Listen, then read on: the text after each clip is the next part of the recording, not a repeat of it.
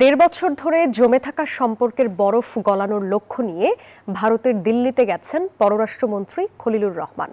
BNP সরকার গঠনের পর এবারই প্রথম দেশটিতে গেলেন তিনি। মঙ্গলবার বিকেলে দিল্লি বিমানবন্দরে পৌঁছান পররাষ্ট্রমন্ত্রী।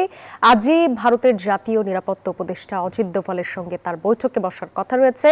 বুধবার বৈঠক করবেন ভারতের পররাষ্ট্রমন্ত্রী এস জয়শঙ্করের সঙ্গে। তার সফরে আলোচনায় রয়েছে গঙ্গা পানি বন্টন চুক্তি নবায়নের বিষয়টি, এছাড়া ভিসা ইস্যু, জ্বালানির সহযোগিতা, বাণিজ্য প্রতিবন্ধকতা দূর করা সহ বিভিন্ন খাতে সহযোগিতা নিয়েও আলোচনা হওয়ার কথা রয়েছে।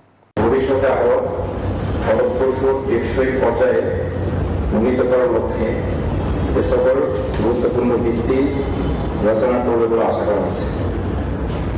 উল্লেখ্য, মাননীয় প্রধানমন্ত্রী পররাষ্ট্র বিষয়ক উপদেষ্টা জনাব হুমায়ুন কবির মাননীয় পররাষ্ট্রমন্ত্রীর সাথে ভারতে যাত্রা করবেন এবং মরিশাসে